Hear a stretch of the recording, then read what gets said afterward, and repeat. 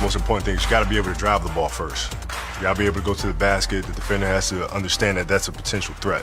When you catch it, now you turn and face. It's important to see where the defender is, because you see how now I can keep the ball here. I'm not going to go in a typical triple threat position when the defender's hand's already here. So, from here you have to be comfortably able to shoot the ball from this pocket, from here, or from here. So in this situation, I read the defender. Now I'm jabbing. Now I back him up, right? So now, once I go for that next jab step, I can catch him off rhythm. I like to elevate straight from this position right here. So I don't even bring my foot back.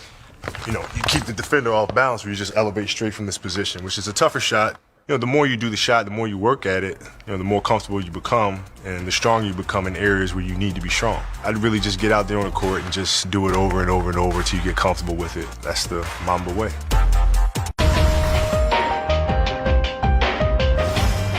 Defensive players that are long and athletic and jump extremely high, and fadeaway is not going to get you away further enough. Their length is so great that they can still alter your shot. Now you throw in the pump fake, it really keeps the defender off balance and keeps them guessing, which is exactly what you want to do. The trajectory on the shot changes depending on the defender. I like to raise my elbow up a little bit more. I can read if a defender's coming. Now I got to kind of slide back a little bit more and shoot the ball straight up. That shot goes in because you're out there on the court just kind of working on those things. So you got to be able to work on those things, be comfortable in those situations so that you're natural when it happens.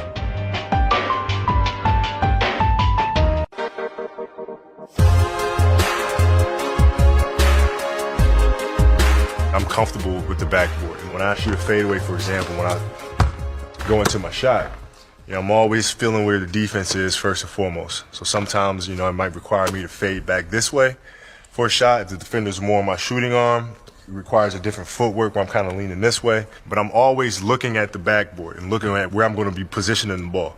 Some guys like watching the flight of the ball. I don't like doing that. I like watching where my target is and focusing on that target. I think kids really have to get comfortable with the backboard by just kind of going underneath the basket, spinning the ball off the glass. Try different shots and be comfortable with right hand or left hand, and all those things to do. Footwork really sets up your shot. It enables you to keep defenders off balance. I'd say mix up the rhythm of your footwork. That's very important as well. If you're out there just doing the same footwork with the same rhythm, same tempo, defenders get used to that and can kind of sit on your moves. The degrees in which you fade depends on the defender that's guarding you. If the defender's on my left side a little bit, I have to change how I fade, because now from this angle, if I fade straight back, you can really contest that shot. So a lot of times I'll fade this way. So I'll create more separation between us. I might even draw a foul on my off arm and be able to knock the basket, still make the shot. So if you're out there practicing and working on your fadeaway, I'd say, work on fading straight back, work on fading to the side, work on finding something in between, and you got to be able to find that rhythm. And it takes a lot of effort. There's a lot of legs involved. As in anything, you got to do the repetition.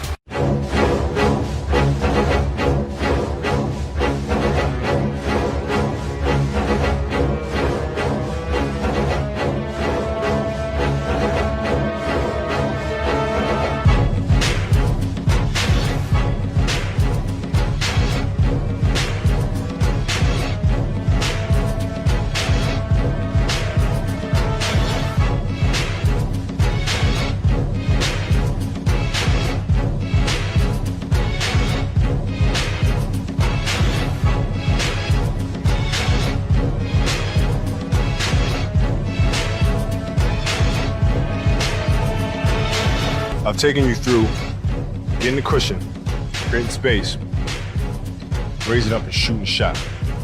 So that's the threat that you have.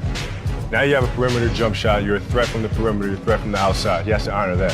When that's a threat, now you can drive by and get all the way to the hoop. You can finish on a big, you can finish with contact. So those are the two threats you have working for you. Now, to really be a deadly offensive player, you need the third one, which is the mid-range game. I take the defender here. I know he's worried about my shot. I know he's worried about me getting to the hoop. I see the help coming.